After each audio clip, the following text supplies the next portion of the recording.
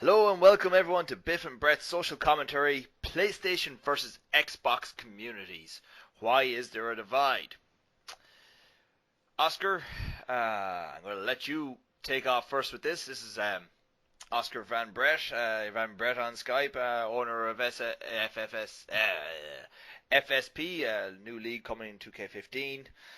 Should be very interesting. Some very big, good workers in that. But I think we'll get to the topic.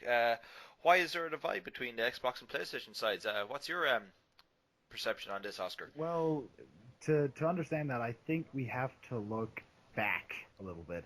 We have to look back and see that the reason that there is this divide is that when simming first began, it of course first began on the Xbox side, really.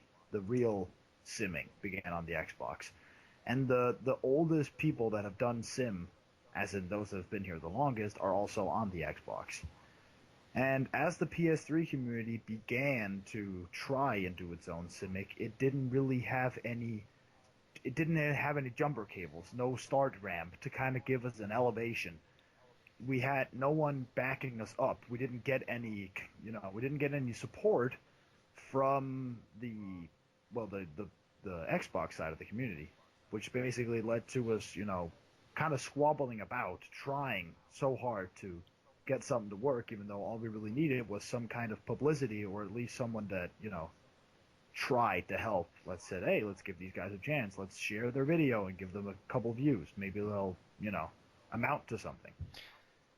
But like one understandable point about all that, I can understand as well. Like it is a valid point, like, and it is true. But there's one thing I'd like to add on that is like not to like defend like the divide between it all was, but an awful lot of them Xbox guys probably weren't aware of a lot of the PlayStation stuff going on as well. Like obviously some people were and were told mightn't have had the time to watch it or the interest to watch it. But either way, there is reasons why people don't watch all these shows. Like I can put my hand up and say I don't watch every sim show that comes out because time is of essence, especially when you're making content yourself. But to validate on your point even more though, it's not that hard to give a like and a comment on an up and coming show, even if you don't watch it. To give it that little bit of support to the masses of people who do enjoy watching these things, because they might find something else they might like, and it'll grow the community.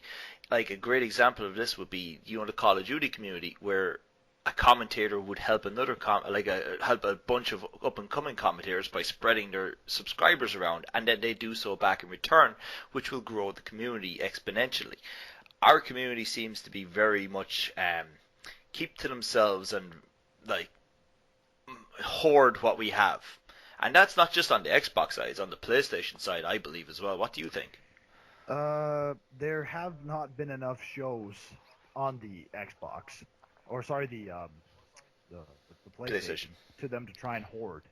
There was one, except for that there was one that big one. one show, and then there was that other one show which had one episode and then never got off the ground, which tried to exclude a few people and then pick in specific people, which actually turned out it backfired on them because without set people, that of course being you and me, the show didn't really have anything good to watch because we're the only two great people on the PS3 because we're dicks. That's a bit. I think people don't pick up the cynicalism in Oscar's voice there. I am very cynical, of course. I don't mean that, but what I am saying is that there were a show that a lot of you people possibly have watched, which got one show off. It had good graphics. It had a lot of good things going for it, and it crashed Potential. and burned like a motherfucker. Also, I would like to add that a lot of the ideas that came out of this first show was in fact made by me. Not a lot of people know that, but a lot of the things, and I will just name drop the show, MVM, was actually a lot of ideas that I had created and given to the guy who then never told me that he was going to do this show, which led to me being very surprised when I saw a good bit, let's say 70% of my ideas, having just been done on this other show. Well, you know what they say. A good artist, a bad artist steals.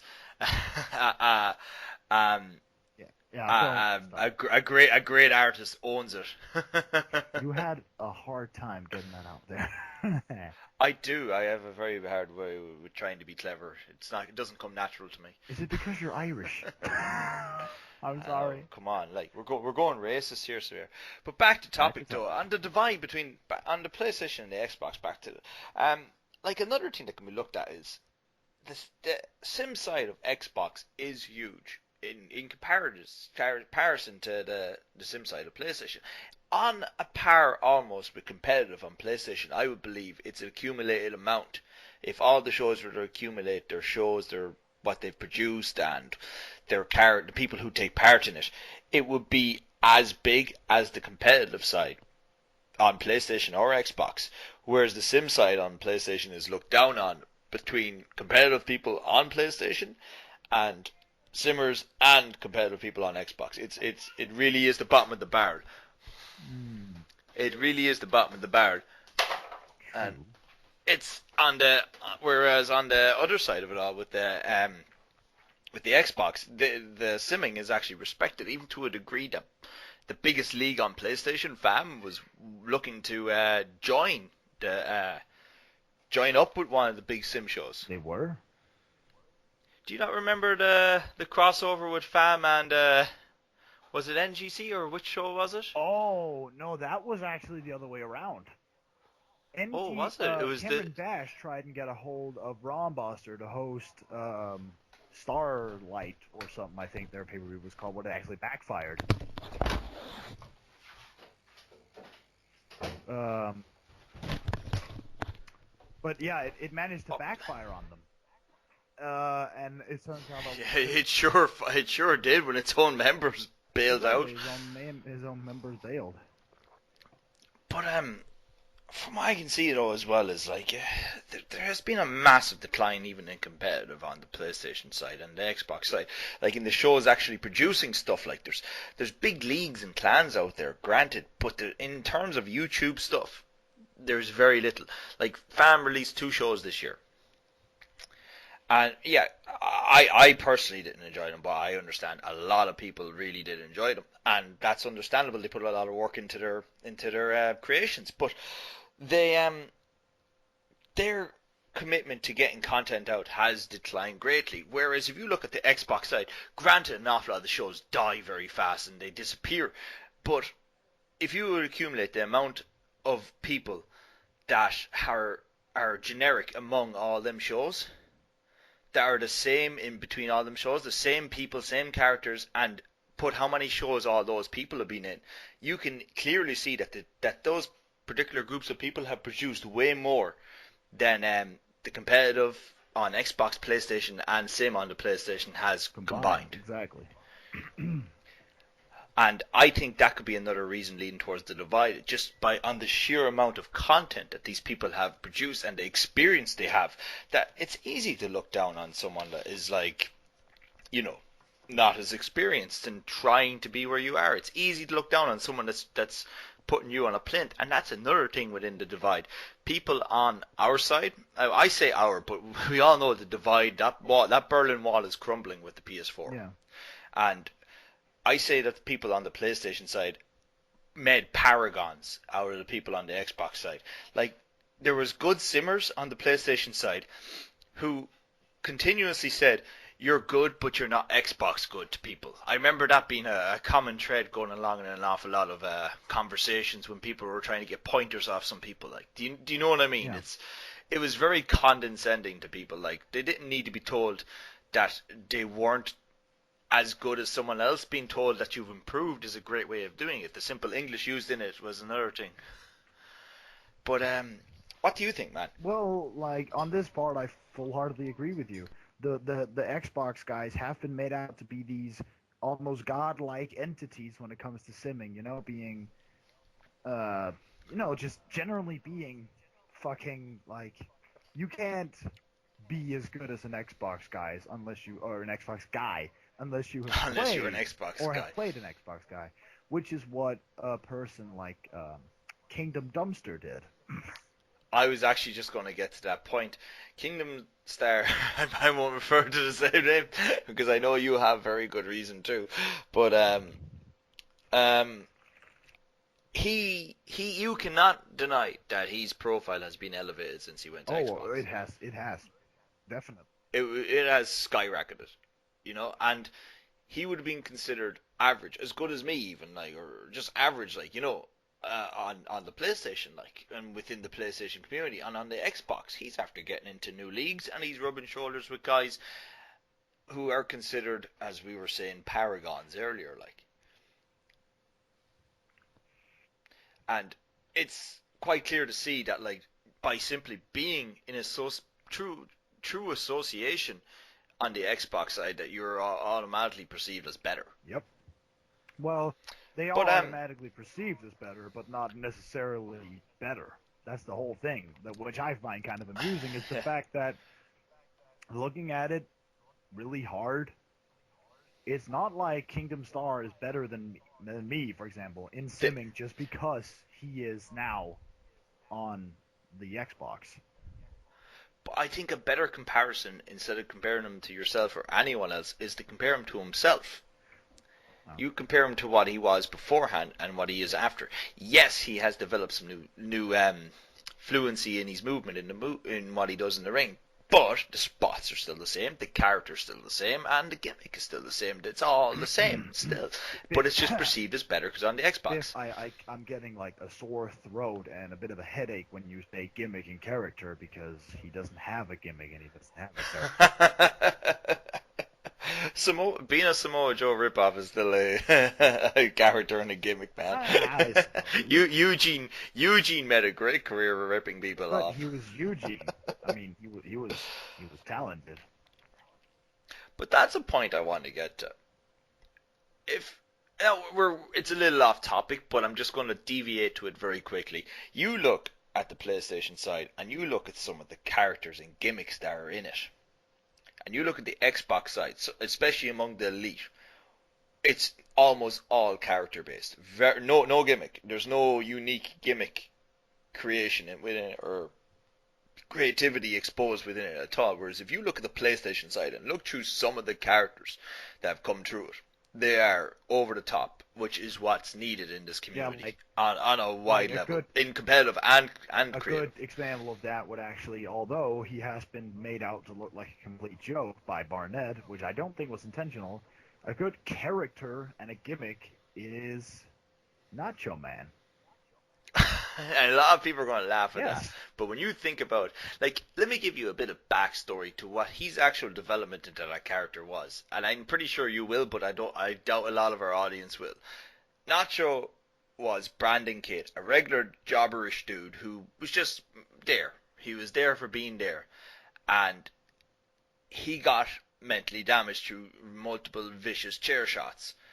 And he returned from hospital against doctor's orders, believing he was a superhero who embodied the power of nachos and cheese and chicken steroids. And he would come to the rescue to people in the ring, cut these bizarre promos, which we have seen, and as much as people say it's annoying, it is every bit as entertaining as some people find it annoying to most others. And he has this is what makes the character. He has a weakness to steel chairs due to all the concussions they bring the flashbacks back. And that, to me, is fucking hilarious, that you have this guy coming out to be heroic, to save people, and then he cowers in fear and runs away from steel chairs. And steel weapons of all sort, which are all around the ring. But that's an amazing character. You could take some of the top guys on the Xbox side, and they don't have as much fun to their character or entertaining unique value as that. They don't have a fraction honestly, of it. Let's have, and this isn't the shoot. Let's have a quick look here. Is there any actual quote unquote funny or, like gimmicky guys in the Xbox side of our community? Because off the top of my head, I can't find There's that guy who is a juggalo who doesn't think he's a juggalo, just through sheer denial. That's kind of funny. Oh yeah, he is hilarious. But that ain't intentional. Oh, no, he's not a juggalo. He's a psychopathic clown. That's not a juggalo. That's not a juggalo. God No. forbid. Who would have ever I thought of mean, doing a psychopathic I mean, clown? I mean, naming your move the dead baby. Juggalo like? No, I don't see that. But I can't think of anyone that is like. We could look at the other side of this as well then, and this is inherited on the PlayStation side. Fam, although I am probably the biggest critic of the characters of Fam, they do try make guys that are funny and entertaining. Rom does live up to what he says. He makes things that he believes will be funny and entertaining for their show and develops characters that way on their show. They have made guys that are funny in what their audience finds funny, and that's admirable in terms of booking and creating a character. Mm-hmm. And while we're on Fam, will we actually move the conversation along to something a bit more focused on them? Why, let us do it. Like Fam, we can both agree, is almost perceived as a total representation of the PlayStation. Yes. And although if you're a competitive player, that is an excellent thing. That's a good thing that the biggest show that does like these big, highly produced shows is competitive, and it means that you can go doing the playstyle you are most natural and akin to without having to learn how to do sim to do it. Whereas on the Xbox side, an awful lot of people get filtered out because they can't get to grips with the simming. And I find that is actually a thing that is another divide.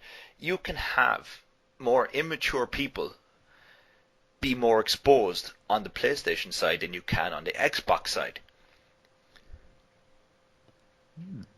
I believe that you have people on the Xbox side because of the arduous amounts of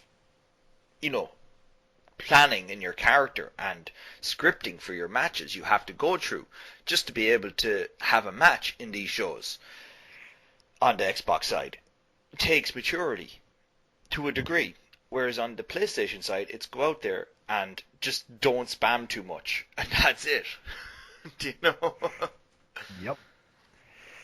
And I think that could be a perception of on the side of the Xbox side looking down at us, that it's harder maybe to do what they're doing to what the bulk of people on the PlayStation are doing. Well, yeah, I mean, honestly, would you say that FAM is the total representation of the PS3?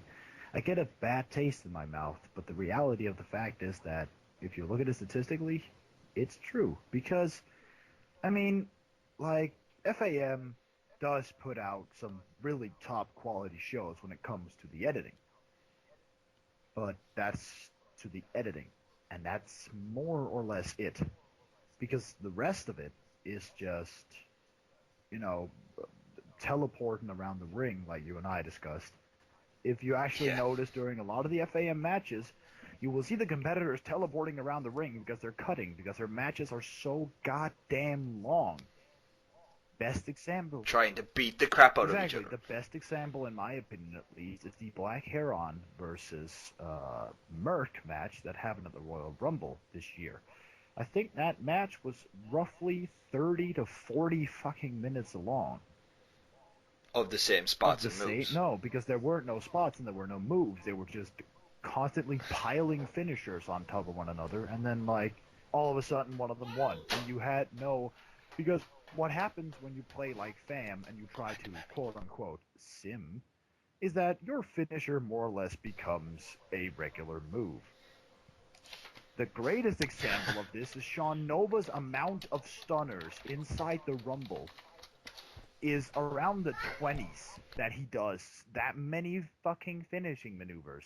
Not even John freaking Cena, who most of FAM also dislikes because they're all very big CM Punk fans, does around, not even him. He doesn't even do that many attitude adjustments. Also, everyone, that's Kara. But exactly what you're saying, an awful lot of on the FAM side is replication of what they like. Like, I granted, right, one big point here, right? One really big point that has to be looked at. Characters within the community as a whole, right? That is a massive topic. And just while we're teetering around it here, you look at FAM and you look at the what they have and what they produce. They create characters based nearly off what they enjoy the most that's in wrestling. They don't. And there might be slight bits of originality that come out of them characters. And Gladiators. exactly, Magnus. Oh Jesus, and that's the big problem I have with the show. There is no originality or creativity in the characters in their initial creative process, and I find it shows in their matches and their feuds. Whereas on the Xbox side, they do be creative, but I think it's not creative enough. They create guys that they're not creating a guy to fit into a show. They're creating a guy that's the best guy they can make. They want to be as cool as possible. Exactly, cool or as badass or as whatever they can be. And yeah, it is original what they come up with. It is an original character, and occasionally some might clash with others, but that will be their main call and the guy that they're known for. And they go forward with that, and what ends up is you have an entire show of emo badasses, or fucking technical Japanese strong style badasses, or old school 80s Shawn Michaels badasses, and they're all extremely brilliant, and they're all treated as so through commentary and feuds, and you have no diversity or friction in the show. And I remember there was a comment made to me when I criticized the CWC Junior Heavyweights announcement video, and one Brent Delevine turned around and said to me, "You do not understand booking or wrestling." I'm watching wrestling more as a smart fan than he is alive, longer than he is alive. And just the audacity of it when I'm looking at the show, and it's like the whole concept of what they're doing is they're presenting these characters that have no friction or conflict between them. The only difference in one character was one was a juggalo. The rest of them were, as explained to me, all the same body build and same fighting style. I think the juggalo was probably pretty much fucking strong style too. Yep. How do you have friction and feuds within that are not all the fucking same and repetitive and on loop?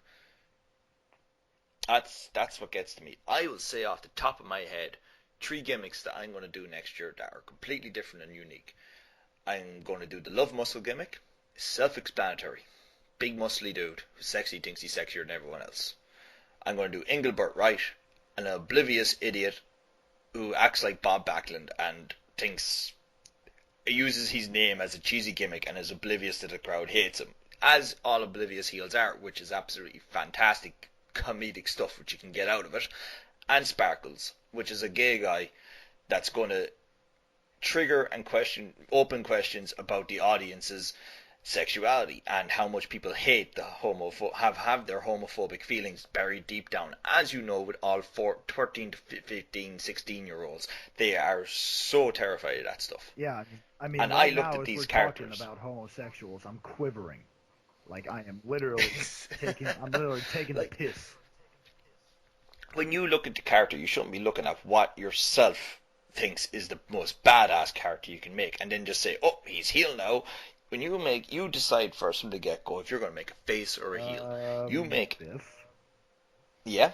have you even looked at Elijah DeVille? I've seen him. You showed me pictures. Yes. Doesn't he look like the guy that you're describing? You know, your generic big evil badass.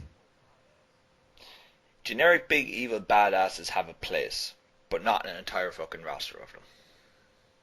Or an entire weight division of them. The main point I'm trying to get at is diversity. Ah, yes. If you have diversity, golden fucking word. And there is no diversity in any of the shows, and I don't understand. There is smart guys on the Xbox side. I have met one of them in recent times, and he's very bright. And I can only understand that he's going through an uphill struggle in terms of creativity with some people as well, from looking at the results of some of the Xbox shows. Everyone gives WWE a hard time about their characters, but fuck me, do they know how to make an original gimmick. Look at this current thing they're doing. Look at look at what they're doing with Xavier Wood and Kofi Kingston. They're making black choir singer Look at Bo gimmick. Dallas. I actually, Bo I really Dallas was love Bo brilliant. Dallas. Bo Dallas was a brilliant gimmick, and yeah, an awful lot of these gimmicks they're only kept for a short while, and then the guy's buried and disappears and might resurface later as something else. But isn't this is what they're doing? They're trying to give us 8 hours of wrestling every Just week. How you can the wait. characters not Just get you burned? wait, Biff. In about 3 months, we're gonna see Bo Dallas working with Bray Wyatt. Because at that time, Yeah, Bray Wyatt will be gone as well, replaced with someone else. yeah, because that's the way it works. It's 8 hours of television and things go stale. It's not WWE's creative's fault or booking's fault. It's because it's the fans who grow tired of characters very quickly. And if you support a guy, you need to make the noise and you need to buy the merch and you need to watch the TV at the time them guys on because that's the only balance they have for As we deciding. say that, I'm wearing my Follow the Buzzard cheese shirt. But that's the only template they have to go by to see what's working in terms of ratings. And on that, like, how do you know if a gimmick is working in Caw? You can't because there's no one attributable factor if a show succeeds or not. Well, comment section is obvious, This was but why I was trying to do the reviews, because no one does the reviews. And I honestly think that the reviews could help. Because they really because what could. they could do is that they could shed some public opinion. Because I remember opinionizing a lot, especially like everyone remembers my debacle. That wasn't even personal with the problem between the 9 KDK and Brent Delavine match for the RWU World Title back when RWU was still a thing. Did you watch that? Did you watch that video I did, Biff? My memory Okay. is that of a So fly's. I'll just run through it quick. In NEC, Brent Delavine had a match with Nine, which ended in, I will say, less than 10 seconds, as Nine simply took Brent's head off with the big bicycle kick. As I began to dig deeper into, why is this happening, and, blah, blah, blah, fucking blah, I realized that I'm told, well, Brent trained. Okay, Brent trained. We were not told that Brent had been training. We have not seen that Brent have been training. We have no confirmation that Brent at any point in time should have trained. We weren't told this. Not even commentary acknowledged that Brent had been doing training in Japan. And they were like, but it's been like a year since NGC, so what would he have been doing in that year? And I'm like, well, and I think I'm even asking you this as a question. How would a person that trains with other people in a gym be anywhere near prepared to face a 6'5" giant? Unless they were training with another 6'5" With giant. 6'5" type giants. And there are very, very, very, very, very few big guys, I'm talking that size, in Caw. Because everyone wants to do springboards. Which is why I'm actually going to build my guy big and bulky, because I'm tired of everyone doing fucking springboards. Well, I'm going to remain small and not do Well, springboards. that's just because, people, allow me to tell you one of the greatest characters ever deceived on the Caw as a whole. Satante O'Shea is one of the only literal heels that has ever been created in Caw. Thanks for that. And when I say literal heels, how much are we going to bet that no one knows what that means? I would say about more than 80% of the audience listening. Will you explain? Because I think you will be better explaining it than I will. I'll explain the character. Make it very simple.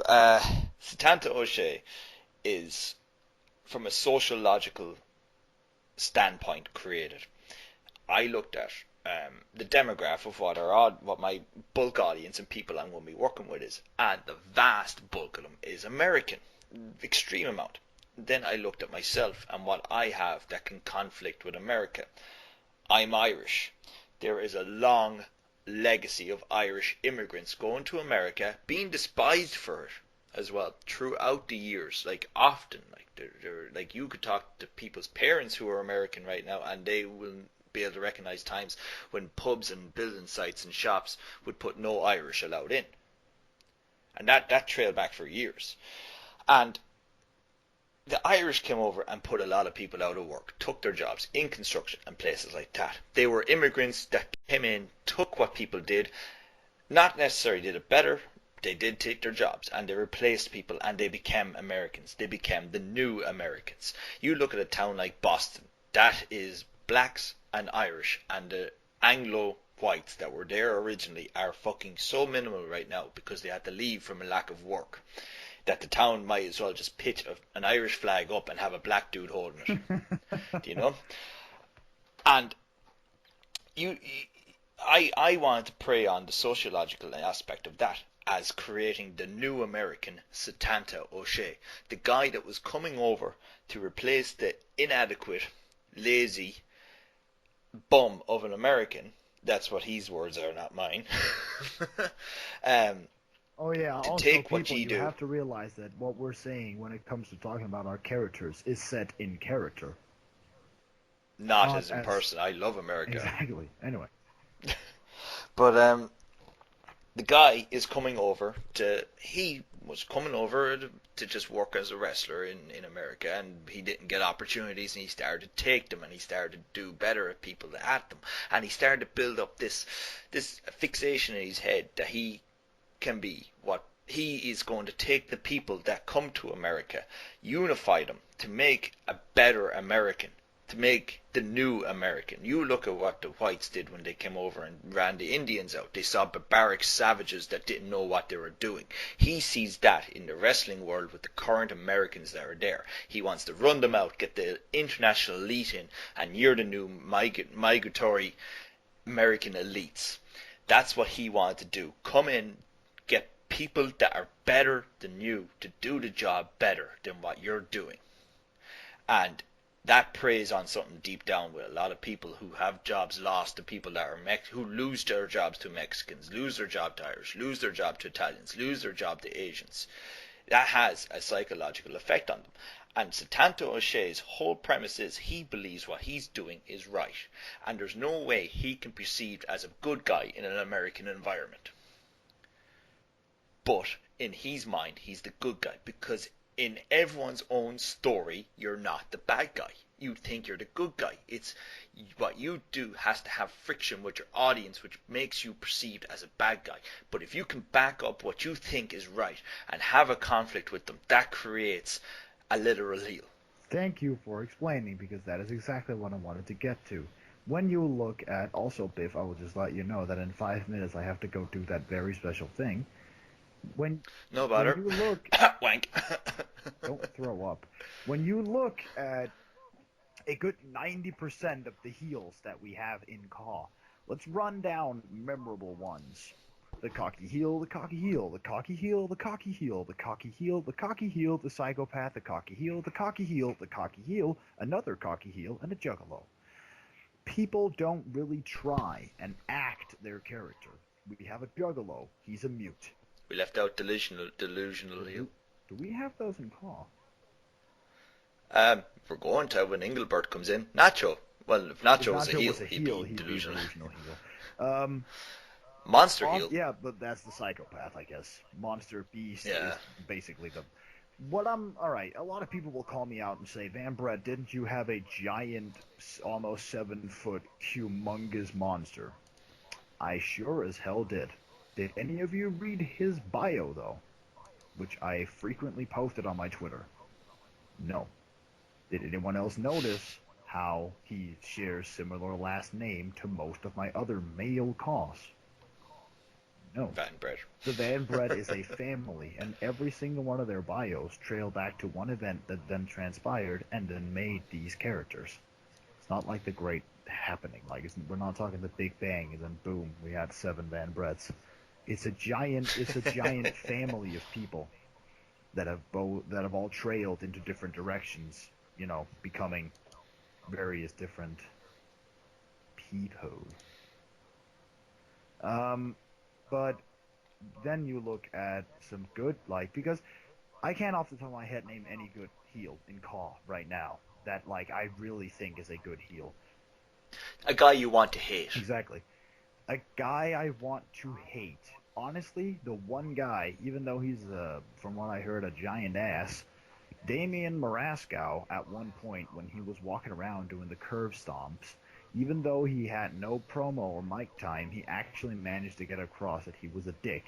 He played his character incredibly well into both his entrance and his taunts. He managed to be perceived as this guy was, in my opinion, what a cocky heel should be. Here's an Mm. example of a guy that's not a good cocky heel. Chris Creed. Chris Creed has my entrance for one, which is not a very cocky heel entrance. Would you say that the CM Punk entrance is very cocky heelish? Methodical more so than anything Yes. else. Would you say that the thing that I do after, the Damien Sandow one, where I raise my hands out, would that be cocky as well? Cultist nerdy, man. Exactly. He uses the exact same entrance as himself. Yeah, it doesn't suit. It doesn't suit him. He doesn't play anything into him being quote-unquote cocky because he does a hell of a lot of closed fist. That's not cocky. That's not cocky. That's just cheating. Cocky heel would be your chops, slaps, and like rubbing your boot into people's faces. Exactly, doing the face wash. Why does no one use face washes? I want to use a face wash. I use face wash. Exactly. Followed up by headbutts. I'm thinking of beginning to use the face wash, although if you look at my guy, that's another thing. Fucking get your shit together, people, and start using moves that make sense for your guy. Like, Biff, I am not mistaken if I said that I believe that Kingdom Star tried to make you do a 450. Oh yeah, there was a match in NRFW that's actually uploaded, I believe, unless he's taken it down, where I was made to do. Now the finish looked good, but it was completely out of my character. Now it was an okay spot. It was where I hit a 450 springboard, and then to give the nail in the coffin, I go to the top to give him another 450 pin, and I miss it. He rolls out of the ring, comes in and gives me a cutter, and we wrap the match up. And it was an alright finish. But the entire match, I've been brawling and headbutting. And then out of nowhere, I pull these two 40-50s out. And it just seemed extremely out of character. Like, I've never done it with the guy before, like, you know. But, look, that's just how it was perceived, because I was a smaller guy. I have to be doing 450 splashes. But, just on a thing that we've gone off topic on, like... So, can I conclude on the moves? Yeah, go for it, man. Alright, so honestly, I just think that people tend to pick moves and put moves on stuff that they just like. They look at their con, they're like, alright, so I've seen Kevin Steen do a 450, even though he's like, what is he, 200 and something pounds, maybe even more, maybe Close he's up. to 300, I'd say. Yeah, getting closer to 300 pounds. But they're looking at him and they're like, oh, he can do it, then like, surely I can do it too. No, you can't. You won't be able to do something like that. Unless, like, you actually build your character to say, like, this guy is the very athletic big guy. Kind of like what happened in Kapow, I think. Yeah, Kapow had Chocolate Thunder, I think his name was, who built his entire character around being a big but very agile guy. I do think a thing with that as well is you need balance within the character. If you're going to be doing a big, powerful, athletic guy, you can't have him as the most powerful or the most athletic guy either. Like, there has to be a definition of the moves you do, because it's so limited within the game. Like, a 450 and a shooting star press are like two of the most athletic moves in the game. So if you, as a big guy, can do them moves, like that's grand in a real world perspective, doing them moves. But in the game, you take away so much from the little guy. You put yourself over that guy so much that does those moves and depends on them moves to portray their character as athletic. And if you can go and do fucking multiple power bombs and then hit him with a 450 splash, that just buries his moveset. The only person that is allowed to do something like that is obviously the Flying Bear.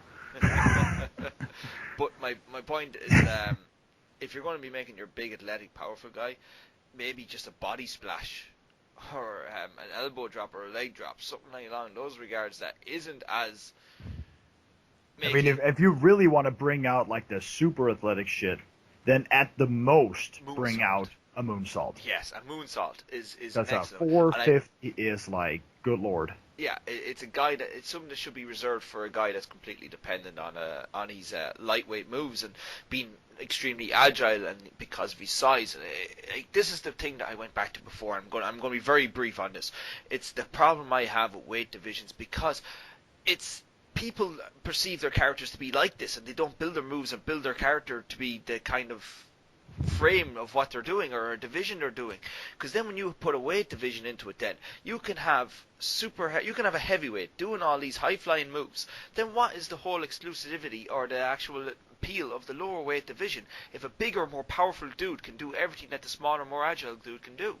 That was why they more or less killed the cruiserweight division in WWE, was because they didn't have the diversity enough. Because all of a sudden Cena began doing fucking leg drops from the top rope, and he was climbing up there and throwing his goddamn tree trunk leg down in your face. Hell, we even saw fucking Big Show go to the top rope one point, drop a giant elbow.